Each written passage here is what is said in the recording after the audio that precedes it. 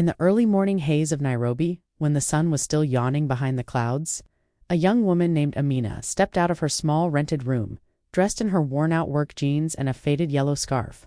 The air was cold, but her hands were already rough with calluses. She tightened her grip on her work gloves and whispered under her breath, "Today will be better." She said that every morning, though most days were not. Amina was 25, with a strength far beyond her years. She worked at a construction site near Ngong Road, carrying bricks on her shoulders, mixing cement, and often staying longer than the men on site. No one ever asked how she got there. No one knew the weight she carried behind her smile. Her father had passed away when she was just 12. Her mother, weakened by grief and unpaid hospital bills, followed soon after.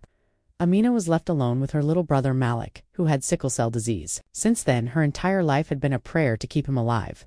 She didn't have a degree, didn't finish college, but she had 2 arms and a strong back.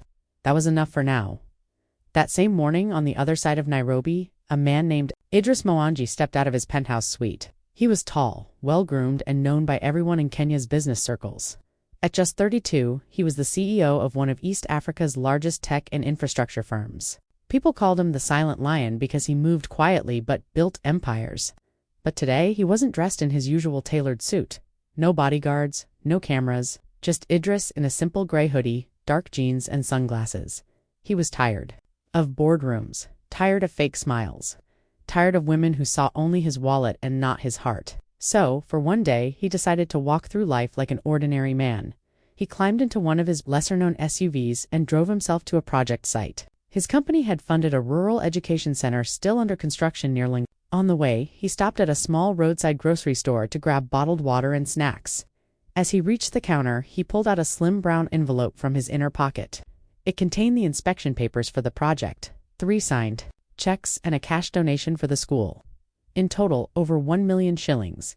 He paid for his items, thanked the cashier, and left. But as he walked across the gravel parking lot to his car, the envelope slipped out from under his arm and fell into the dirt. He didn't notice. Minutes later, Amina was also passing by that store. Her stomach growled quietly she hadn't had a proper breakfast. She checked her coin purse and decided she could at least afford a bottle of water and a mayonnaise. She walked toward the store with tired steps. Just as she was about to enter, she noticed something brown, half buried near the tires of a parked car. She bent down and picked it up, an envelope heavy. She looked around. No one seemed to be searching for anything. Curious, she opened it slowly. Her eyes widened. Inside were official documents, checks, and thick stacks of crisp currency notes. Amina's heart raced. She could hardly remember the last time she held a 1,000-shilling note, let alone stacks of them. She looked around again. The lot was almost empty. Whoever dropped this was long gone. She could have walked away. God knows she needed that money. Her brother's medicine was expensive, and their rent was overdue. But instead, she walked inside and approached the cashier quietly. "Excuse me," she said in a low voice. "Did someone drop this envelope outside?" The cashier blinked. "No one has come in looking for anything." "What's inside?" Amina held it out. Documents, checks. A lot of money. The woman at the counter stared at her in disbelief. "You want to leave this here?" "Yes," Amina said softly, "in case the owner returns." The cashier nodded slowly and placed the envelope under the counter, locking it in a drawer. "You're very honest," she said. "I was raised that way," Amina whispered, then turned and left. Back in his SUV, Idris finally reached the school site and greeted the foreman. As they spoke, he reached for the envelope inside his jacket, but it wasn't there. His breath caught. He checked his seat, his bags, even under the dashboard. Nothing. Panic started creeping in. That envelope had the signed checks and traceable. The donation cash was for immediate construction supplies, and his personal ID was tucked inside too. Double quotes, "Sir, are you okay?" The foreman asked .ID, didn't answer. He jumped into the SUV and drove back to the grocery store at full speed. By the time he arrived, his heart was pounding. He dashed inside. "Excuse me," he said quickly to the cashier. "Did anyone by any chance find a brown envelope?" The woman's eyes lit up. "Yes, a young lady brought it. She said she found it in the parking lot." Idris let out a long breath. "Where is she?" "She didn't say her name. She just gave it and left." The cashier opened the drawer and handed him the envelope. He opened it carefully, inspecting every document, every note. Everything was intact. He looked up. "Please," he said. "If that lady ever comes back, give her this card. It has my number." The cashier nodded. Back on the road, Idris sat in his car with the envelope on the passenger seat. He stared out the windshield, a strange warmth spreading through his chest. He had met many people in his life, lawyers, CEOs, politicians, but none had shown this kind of honesty with nothing to gain. He didn't know her name, didn't know where she lived, but somehow her face had etched itself into his memory. That evening, Amina returned to her one-room home. She sat on the edge of the mattress, still thinking about the envelope. Her brother Malik came out of the small kitchen with a spoonful of boiled beans and asked, "Did anything good happen today?" Amina smiled faintly and replied, "Yes, I helped someone. Maybe someone will help us too, someday." She didn't know that someone was already trying to find her. The morning sun crawled across Nairobi's rooftops, warming the dew-damp metal sheets of Amina's neighborhood. Inside their tiny single-room home, Amina stirred a pot of porridge with one hand while gently shaking her younger brother Malik awake with the other. He had slept poorly again. The pain in his joints came often now. The medicine from the last clinic visit had almost run out, and she hadn't saved enough to buy another dose. As Malik groaned softly and rubbed his swollen knees, Amina sat beside him and whispered, "Be strong, okay? After work today, I'll go to the pharmacist. We'll find something." But even as she said it, she wasn't sure. The medicine cost more than what she made in a week. And after paying their overdue rent yesterday, she had only 200 shillings left in her wallet. She got up, tied her scarf, and stepped out into the morning bustle. The construction site wasn't far, just a 20-minute walk, but every step felt heavier today. Meanwhile, across town in Kilimani, inside a tall glass building, Idris sat silently in his office. He should have been reviewing proposals, but his mind was elsewhere. He stared at the business card he left at the store. The one meant for the honest girl who returned his envelope? What kind of person returns 1,000,000 shillings and walks away without a name, without a thank you? He murmured, tapping his pen against the desk. He hadn't stopped thinking about her since that morning. Her face, though seen only briefly, had stayed in his mind. He tried to recall what she wore, how she spoke, how her voice trembled slightly, not out of fear but humility. He called the grocery store again. "Hello," the cashier answered. "This is Idris. Has that young lady come back?" The woman sighed. "No, sir. I've kept your card by the register, just in case, but she hasn't returned. Please call me. The moment she does, I will, sir. I promise." Idris ended the call and leaned back in his chair. It had been 5 days. Maybe she didn't want to be found. Or maybe she thought the gesture was small, not knowing how big it truly was. Later that day, Amina passed by the same grocery store. She had a few coins left and decided to buy a loaf of bread for Malik. As she entered, the cashier's eyes widened. "You? You're the one," the woman exclaimed. Amina paused mid-step, surprised. "Sorry, you returned the envelope last week, remember?" "Oh," Amina smiled shyly. "Yes, I found it outside."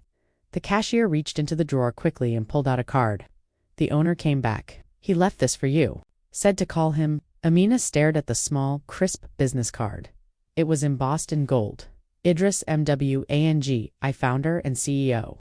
Her eyes widened. She had heard the name, everyone had. He was the man who donated to hospitals, sponsored schools, and built half the modern Nairobi skyline. She shook her head slowly. I had no idea." "He wants to thank you," the cashier said with a smile. "You should call him." Amina took the card gently and slipped it into her pocket. Her heart beat faster. That night, after Malik had fallen asleep, she sat by the kerosene lamp and stared at the card in her hand. Her thumb rubbed across the gold letters. "Should I call?" she whispered. "What if he thinks I want something? What if he doesn't remember me?" Still, something inside her said, "Just say thank you, that's all." She picked up her old phone and dialed the number. But the call didn't go through. She tried again, nothing. The phone battery was too low, and she didn't have electricity to charge it. The next morning, she left early and headed to work. But before reaching the site, she walked into a small mobile shop and paid to charge her phone for 2 hours. When she finally got the phone back and turned it on, her fingers trembled slightly as she redialed the number. The phone rang once, twice. "Hello?" A voice answered, deep and calm. Amina's breath caught. "Hello," the voice repeated. "Good afternoon, sir," she said quietly. "My name is Amina, I think. I think I found your envelope last week." There was a pause on the other end. Then an audible smile. Amina Idris said softly, "I've been hoping you'd call." She smiled, lowering her head. "I didn't expect anything. I just wanted to return it." "That's why it meant so much," Idris replied. "Can I meet you?" Amina hesitated. "Meet me?" "Yes, just to say thank you. No pressure." She paused. "Okay. There's a park near Mobagathi Road, quiet. I pass by there after work. Tomorrow evening, okay, she said. The next evening Amina finished work early. She washed the cement off her arms using water from a nearby tap, changed into her only clean dress, and made her way to the park. She wasn't sure what to expect. Idris arrived a few minutes later, dressed in simple clothes again. When he saw her sitting quietly on a bench under the flame tree, he smiled. "Hi," he said. Walking up to her, she stood up, nervous. "Good evening, sir." "No, sir, please, just Idris." She nodded. "Okay, thank you," he said, looking her in the eye. "You could have kept that envelope. No one would have known." "I would have known," she replied softly, "and God would have too." They sat in silence for a moment. The wind rustled through the trees above. "You work at a construction site?" he asked. She nodded. "Yes, I've been doing it for 3 years now, and your hands..." He looked at her palms. They were rough, scarred. "You do the hard work," she smiled. "It's honest work. My brother is sick. I have to care for him." Idris was silent for a long time. His eyes rested on her with a new kind of respect. "Would you?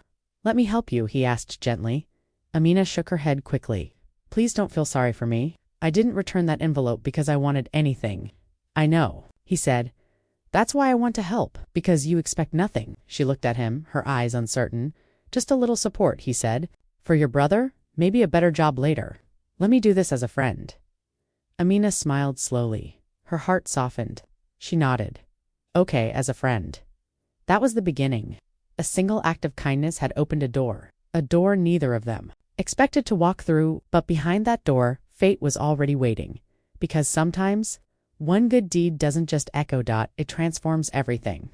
A week passed after their quiet meeting in the park. Idris had sent a modest package to Amina's address, a care box with groceries, medicine for Malik, and 2 envelopes, one with cash, and the other with a card from a private clinic. Amina had cried silently when she opened it, not because of the items, but because someone had remembered her struggle without her ever asking. True to his word, Idris didn't try to impress her with wealth. He didn't arrive in big cars or with bodyguards. He kept things simple. They would talk occasionally on the phone, short, polite calls.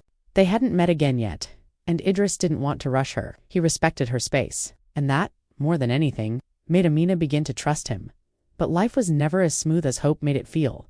One afternoon, just after Amina got home from the construction site, she found Malik lying on the floor, barely conscious. His lips were dry, his skin was cold. She knelt beside him and shook him gently. "Malik, can you hear me?" His breathing was shallow. Panic hit her chest like a hammer. She didn't even bother to change clothes. She picked him up in her arms and rushed out of the house, screaming for help. A neighbor flagged down a boda and they rushed him to the nearest hospital. But when they got there, the nurses refused to admit him without an upfront payment. "Madam, we need a deposit," the woman at the desk said. 3,000 shillings before we can begin." Amina opened her wallet. "Only 500. Please." "He's dying," she begged. The nurse didn't move. Her face was like stone. Amina's hands trembled as she dialed Idris's number, but the call wouldn't go through. Her phone showed 0 balance. She tried again. Nothing. She turned to a man nearby. "Please, can I use your phone? It's an emergency." He nodded and handed it to her. She dialed.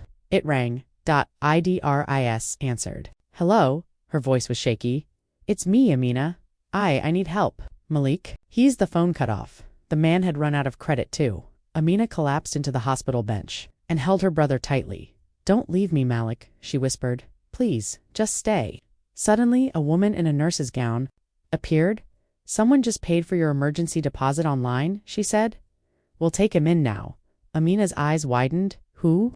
The nurse shrugged. "No name, just instructions and payment." Amina's heart whispered one name. Idris. The next 2 days were a blur of waiting and praying. Malik stabilized, but he needed ongoing treatment. When Amina returned home after signing release forms, she found a small note slipped under the door.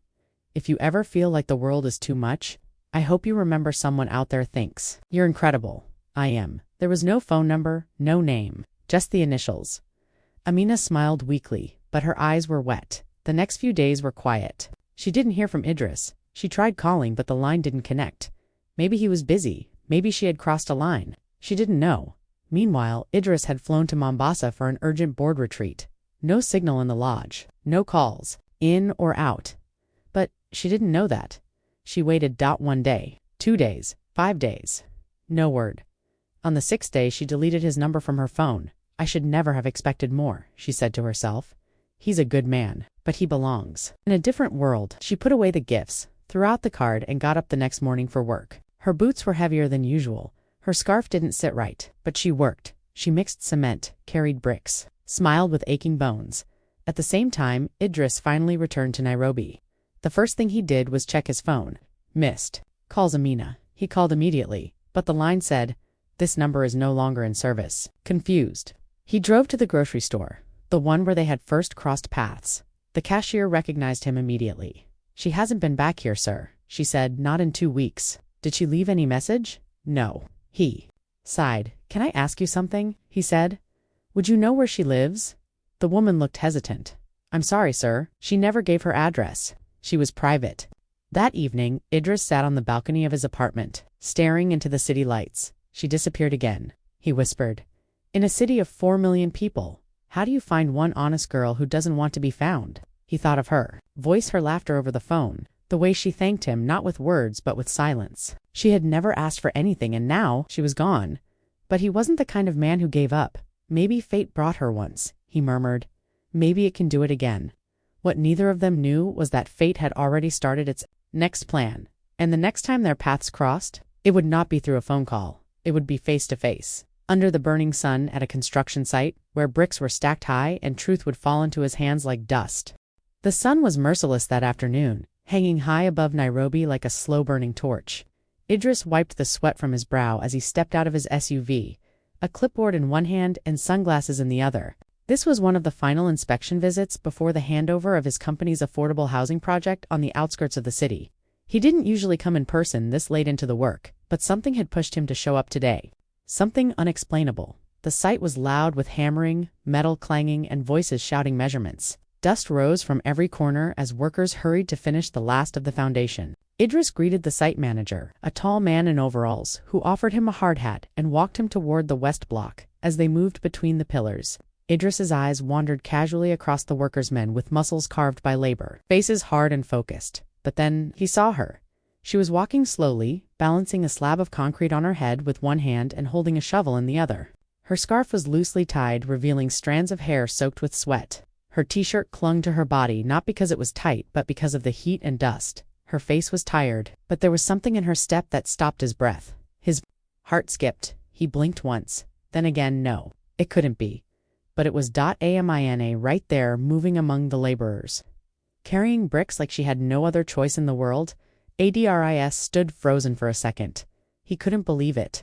Of all the places in Nairobi, of all the construction sites, here she was, covered in dust.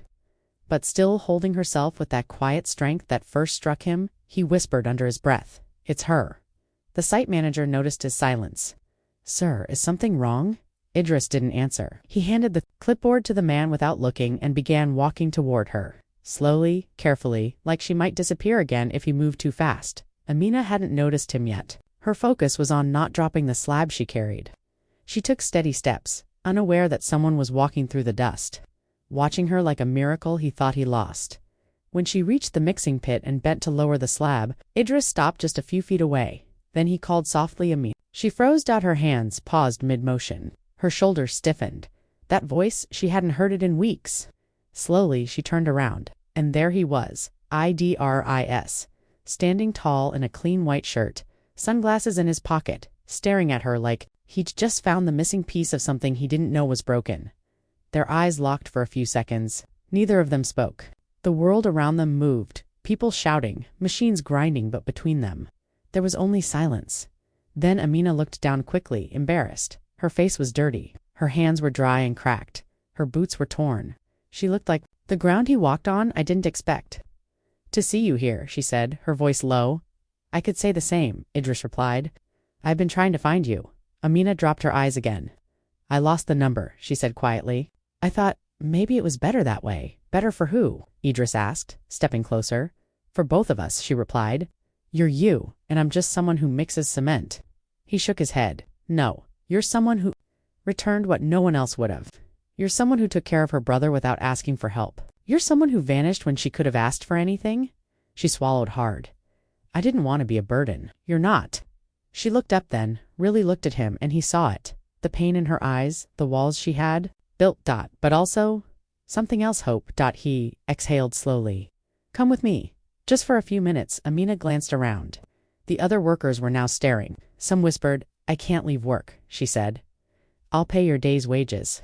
10 times over, Idris said, offering a faint smile. Just say yes. Amina hesitated, then slowly nodded. He led her to the car, parked a short distance away, opened the door for her, and she climbed in, wiping her hands on her scarf nervously. Inside the car was cool and silent. For a while they didn't speak. Then Idris turned to her. Why did you disappear? Amina stared out the window. Because I thought I didn't belong in your world. What world is that? He asked gently. She turned to him. The one where people have choices. I don't have many. Idris nodded slowly. Then let me offer you one. She blinked. What do you mean? He reached into the glove box and pulled out a sealed envelope. There's a scholarship form inside. A chance to study again? Any field. My company will sponsor you. Amina's lips parted in shock. I don't want anything from you, Idris said softly. No return favors, no obligations. I just believe in you. Tears welled up in her eyes, but she didn't let them fall. She held the envelope against her chest and whispered, Why me? He smiled. Because you reminded me what honesty looks like. And because when I was younger, someone believed in me. When I didn't believe in myself, she was quiet. Then she said, Okay, he asked. I'll think about it, that's all I ask, Idris said. Just think. They drove back in silence. When they arrived at the site, Amina stepped out and looked at him. For a moment, thank you, she said quietly. He nodded. We'll talk again soon. She walked away, back into the dust and the noise. But something inside her had shifted. Idris sat in his car and watched her go. His heart whispered, This time, I won't lose her again, because sometimes fate gives you one more chance, and this time, he planned to hold on to it. From that day on, Amina's world began to shift, but in the quietest, most unexpected ways. She returned to work at the site the next morning like always, but her steps felt lighter, even under the weight of bricks. Tucked safely inside her bag was the envelope Idris had given her. She hadn't opened it yet, afraid that doing so would change something inside her that she couldn't put back.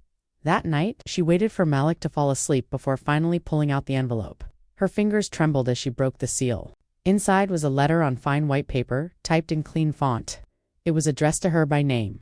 Dear Amina, this is not charity. This is not pity. This is a door. We want to offer you a full scholarship to study at any institution of your choice, here or abroad. You may select any field. We will cover the cost of your tuition, housing, books, and a monthly stipend. You are also not required to work for us afterward unless you wish to. You earned this by being who you are, honest, hardworking, and selfless. You don't have to say yes today, but I hope you believe you are worth this and so much more. Idris Mwenji. Amina read the letter 3 times, then once more. Each time her eyes grew wetter, until tears slid silently down her cheeks and onto the page. She placed the envelope on the pillow beside her and laid down next to it like it was something holy, but she didn't accept the offer yet. She still woke early each morning, tied her scarf, and walked to the construction site like always. She didn't want to be handed a future. She wanted to walk toward it on her own feet. What she didn't know was that Idris wasn't done yet. While she carried cement and lifted steel rods, things began moving behind the scenes because Idris had made a decision. If she wouldn't step into his world, he would quietly shape hers without her knowing. He didn't want to change her. He wanted to support her first. He called a private clinic in Ngong and set up an account under Malik's name. Full access, no limits. The next time, Amina took Malik in for a checkup. The nurse simply smiled and said, Everything's already covered, ma'am. Amina was stunned. By who? I can't say, the nurse replied gently. Just someone who cares. Then came the school visits. Amina received a phone call from a local community officer, informing her that a special sponsor had paid for Malik's enrollment in a reputable private school, complete with uniforms and books. He would start the following term. Amina stood outside their small house that day, holding Malik's school form, completely still. She looked up at the sky and whispered, Why me, God? Why now? Still, Idris stayed quiet. He didn't text, he didn't call, he let her adjust, let her breathe. But every once in a while, he'd drive past the construction site and watch her from afar. And when he did, something inside him softened. He could buy any car, any property, but there was something about watching her work that made him feel more alive than any billion-dollar deal. One evening, as he sat with his cousin in a rooftop restaurant, his cousin leaned in and asked, You've been distracted lately. What's her name? Idris smiled. Amina, the cousin blinked. Amina, I've never seen her. You wouldn't. She's not like the women we meet. And that's exactly why she matters. The cousin laughed. So, you're serious about her? Idris nodded slowly. I don't think she even knows what she means to me. That weekend, Idris did something even bolder. He called his company's lead architect and said, I want to build a home, a small one, 4 bedrooms, for a woman and her brother. Quiet area, no attention. It should be peaceful, safe, and done within 2 months. The architect asked curiously, Is this a surprise? Yes, Idris said. She'll think it's for someone else. But one day I'll hand her the keys. Construction began immediately. The house was being built in a quiet pocket of Karen, where the birds sang early and traffic didn't interrupt. Dreams. Meanwhile, Amina started noticing small changes in her own neighborhood. One afternoon, a delivery truck arrived and handed her a box. No name. Inside was a brand new mattress and fresh bedding for her and Malik. On another day, she received a small refrigerator, and then a pair of sturdy boots with her exact shoe size wrapped in brown paper. She didn't need a name to guess who was behind it, and still, he didn't ask for anything. Weeks passed, and slowly Amina started trusting the silence. Sometimes kindness doesn't knock. It just waits until the door opens. Then one morning, as she finished her shift early, she found Idris standing near the gate of the site. No sunglasses, no staff. Just him, holding 2 cups of mango juice. I thought you might need something cold, he said. She smiled and took the cup. Thank you. They stood in silence, sipping the juice under the half-built archway of the main building. You've been quiet? She said. I didn't want to push you, he replied. She nodded, but I've been thinking. He looked at her gently. About the offer. He waited. I want to accept, she said finally. But only if you promise me one thing. Anything, he said. Don't stop seeing me as who I am, even if one day I'm different. Idris smiled. I see you, Amina. Always. That evening, he drove her home for the first time. It was a simple ride, no music, just quiet glances, shared stories, and the soft light of the sunset. When they reached her gate, Amina turned to him and said, You've done too much for me already. No, Idris said softly. This is just the beginning. And in his heart he knew it was true, because love isn't born from grand gestures. It's built in silence, through small acts and in dusty places where no one else looks. The skies above Nairobi were growing darker, heavy with clouds. But Amina didn't notice. She was sitting under a tree beside the half-finished house she had just helped plaster earlier that day. The air smelled like cement, fresh timber, and something she couldn't quite explain. Maybe peace, maybe change. Her hands were still dusty, but her heart felt clean. She hadn't seen Idris in over a week. After accepting the scholarship offer, she had been attending weekend prep classes at night. She still worked. Her body ached, but for the first time in her life, the pain felt like it was carrying her somewhere new. Malik was doing better too. With the new medicine and his recent enrollment at school, he had even made a new friend. His laughter echoed more often now, the kind of laughter that used to live only in Amina's memories. But on that Thursday afternoon, just as she was packing up her tools to leave the site, the wind shifted, gray clouds rolled in from the hills. The air turned cold. A drop of rain fell on her arm, then another. She stood and looked up. The site manager was already shouting, Rain is coming, pack the tools. Amina rushed to gather the buckets and spades, hurrying under the creaking scaffoldings. But as the first loud crack of thunder shook the sky, the rain exploded. Within seconds it was pouring. She ran toward the covered storeroom, breathless, her clothes already soaked. As she reached the shelter, she nearly slipped, but someone caught her hand just in time. It was Idris. He was standing in the rain. No umbrella, his shirt clinging to him, his face wet with both rain and something softer relief. You still don't know how to slow down, he said with a crooked smile. Amina stared at him in surprise, her chest rising and falling fast. What are you doing here? She asked, stepping under the cover beside him. I came to check something, he said, but his tone carried something else. For a moment, the two stood there, surrounded by the hammering rain, their eyes searching for the words they had not yet said. Then Amina glanced at the edge of the site. The new house they had all been helping to build for weeks. She pointed at it. You came to check on that? Idris hesitated. Yes. And no. Amina's brows furrowed. I thought that house was for one of the site engineers. Idris looked at her. It's not. She blinked then. For who? He was silent for a moment. Then he turned to her fully, his voice steady.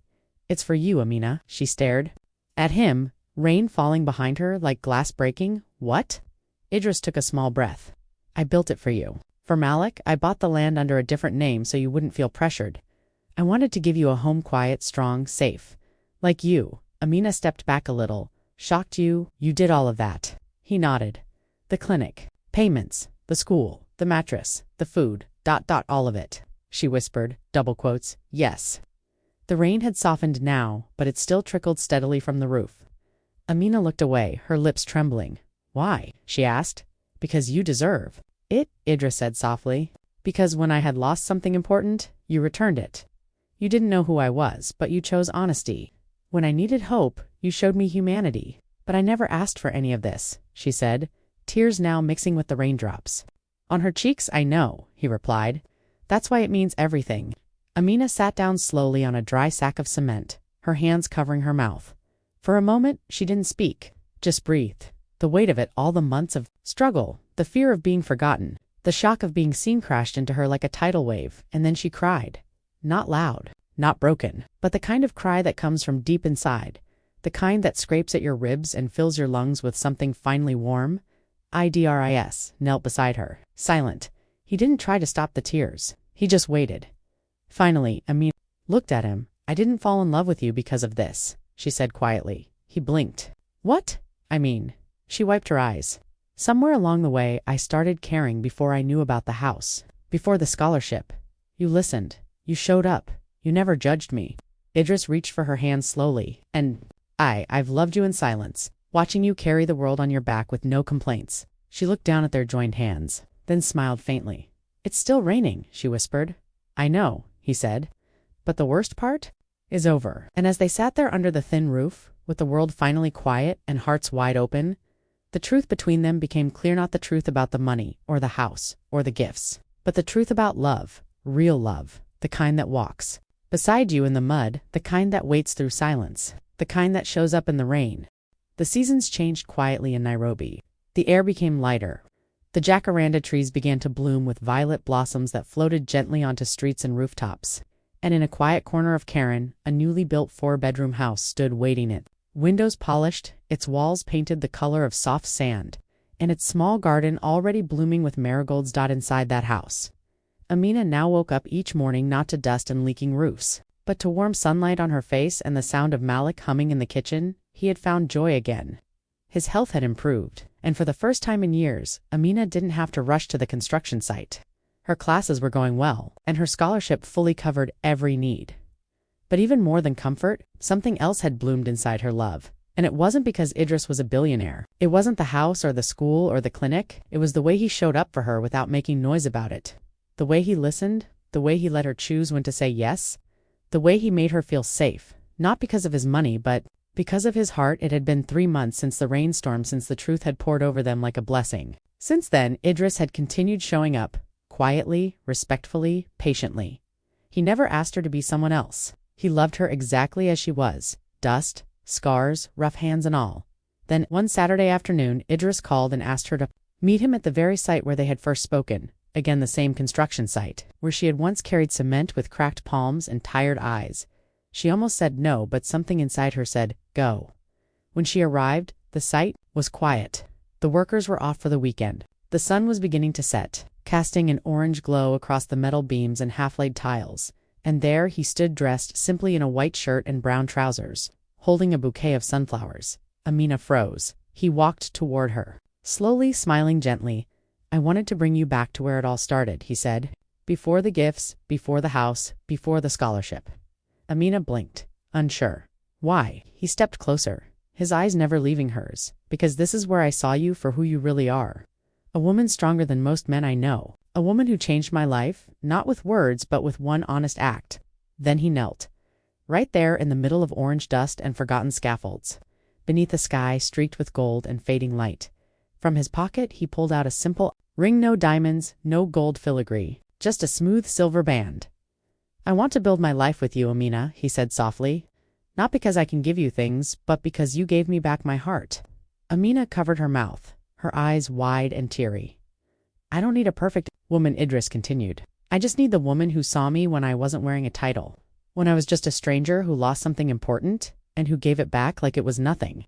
Amina didn't speak for a long moment. Then, finally, she knelt too, right beside him in the dirt. I don't need a rich man, she whispered. I just need the man who helped me see my worth when the world made me feel invisible. They stayed like that for a moment, both kneeling, surrounded by the scent of wet cement and distant wind. their hands gently clasped, their souls quietly aligned. "I love you," she said. "I love you too," he replied. And that was the moment everything truly began. The wedding was small. No magazines, no flashing cameras. Just friends, a few neighbors, Malik standing proudly in a neat suit, and an old pastor who smiled as he said, "God truly works in mysterious ways." The ceremony was held not in a fancy hall or on a beach, but on the same land where Amina once carried blocks with sore feet. The site was cleared. A white cloth hung between two poles. Flowers lined the chairs, and the earth still smelled like effort, like hope. As Amina walked down the aisle, wearing a dress handmade by a seamstress from her old neighborhood, the crowd stood in awe, not because she looked like royalty, but because she looked like redemption. Like a woman who had walked through fire and now stood in her own sunrise. Idris couldn't take his eyes off her. His heart beat loudly in his chest. This wasn't just a wedding, it was a promise, a healing, a return to everything good. When the vows were spoken and the rings exchanged, the sky broke open with light rain, just a few drops, enough to remind them of the storm that had once brought them together. Everyone laughed and cheered. Amina leaned close to Idris and whispered, "Even the heavens are crying happy tears." He smiled. "Let them, we've waited long enough." And as they kissed beneath the soft drizzle, under orange clouds and blooming trees, two worlds so different once became one, not built on money, not built on luck, but built on honesty and love, the kind that never asks, the kind that always gives, the kind that remembers who you were, even when the dust has long settled.